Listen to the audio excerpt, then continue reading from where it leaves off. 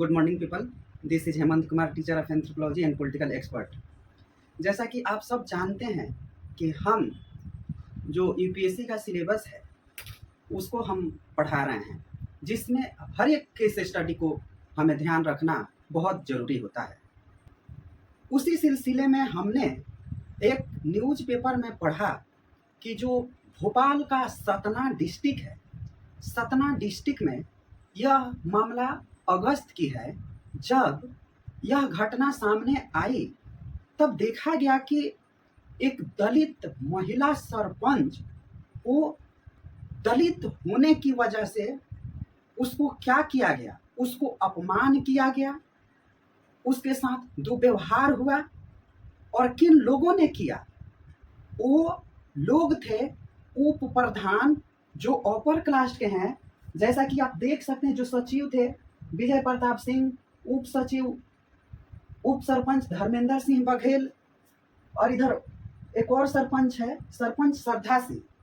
और इन लोगों ने उस दलित महिला को झंडा नहीं फहराने दिया गया। क्यों? क्योंकि वह महिला दलित थी। कई दिन पहले ही मीटिंग हो चुकी थी कि सरकार का आदेश है कि जिस भी ग्राम सभा, जिस भी ग्राम पंचायत में जो सरपंच है वही झंडा उत्तोलन करेगा। वह जो जिला था वो कौन था? रामपुर बघेलना जो जनपद था उसका एक पंचायत है, औकाना ग्राम पंचायत है। जिस पंचायत की ये घटना है वो औकाना जो ग्राम है, औकाना का जो ग्राम पंचायत है वो शेड्यूल कास्ट मतलब दलित के लिए आरक्षित थी। और उसके वजह से एक दलित प्रधान बन गई, सरपंच बन गई। उसके वजह से ये अपर कास्ट के लोगों को इतनी ईर्ष्या हो गई कि उसने उस सरपंच को झंडा तोलन नहीं करने दिया। उसके बाद 17 तारीख को जब मीटिंग होने गई, तब 17 तारीख को उस महिला को ये जो उप सरपंच, उप सचिव और ये जो उप प्रधान वगैरह हैं, इन्होंने क्या कहा कि यहाँ पे तुम्हारे लिए बैठने के लिए कोई चेयर खाली नहीं है।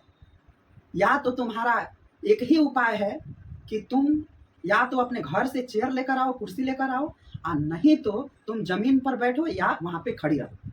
सोचो, सरकार कह रही है कि महिलाओं और दलितों, आदिवासियों को हमें आगे लेकर चलना है, और यहाँ पर दलित महिला जो सरपंच है उसके साथ ऐसा दुर्व्यवहार करना घोर निंदनीय और बाबा साहेब डॉक्टर भीमराव अंबेडकर के संविधान का संपूर्ण रूप से बहिष्कार है, अपमान है, अवहेलना है। और जो लोग संविधान की पतियां लेकर इस देश में नंगा नाच कर रहे हैं उनके मुंह पर ये तमाचा है। जिन लोगों की वजह से दलित आदिवासियों पर इतना अत्याचार हुआ, वो लोग आज इस लहजे में गिर गए हैं, इस नीचता पे उतर आए हैं कि वो दलितों के अपमान की कोई सीमा नहीं छोड़ते।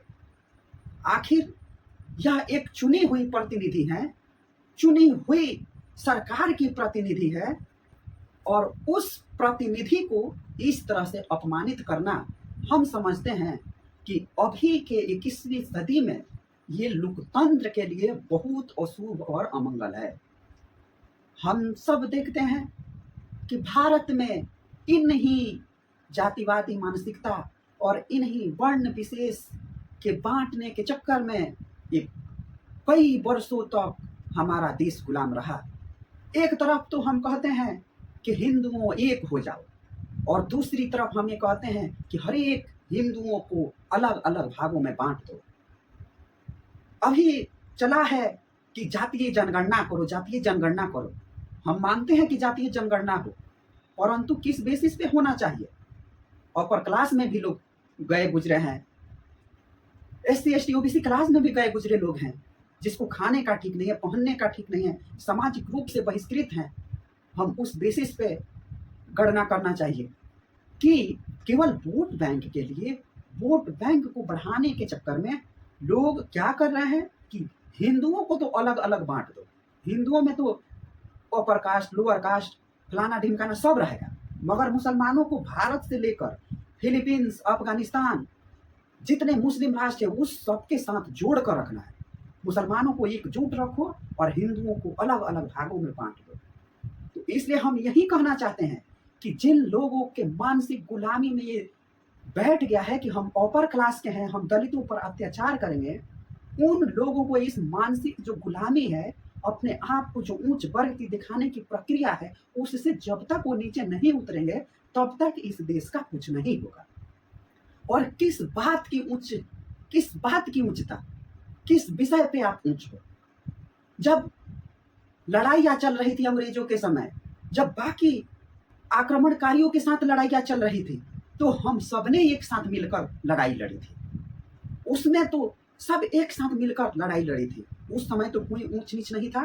फिर ये अचानक यह जो लोग वोट बैंक के लिए बढ़ावा दे रहे हैं, उनको ये समझना होगा कि अगर हम टुकड़े टुकड़े में बांटना चाहते हैं और एक तरफ कह रहे हैं कि हम एकजुट रहें, ये सरासर अन्याय है। और जिन लोगों के दिमाग में ये बैठ गया है कि हम उच्च जाति के लोग हैं तो हम किसी का भी अपमान कर सकते हैं, वो कान खोल कर सुन लें कि जो संविधान में अनुच्छेद है, आर्टिकल है, अगर हम उस बेसिस पर धार्मिक उन्माद और धार्मिक अत्याचार की जो कंप्लेन लेकर सुप्रीम कोर्ट चले जाएं तो उसकी ईंट से ईंट बरस जाएगी। इसी के साथ मैं उस सतना की दलित महिला से को यह कहता हूं कि जब तक संविधान है तुम्हारे साथ, ये जो अन्याय हुआ उसका बदला जरूर मिलेगा। इसी के साथ आज की वीडियो हम यहीं पे समाप्त करते हैं। आप सबने मुझे सुना, इसके लिए आप सबको बहुत बहुत धन्यवाद।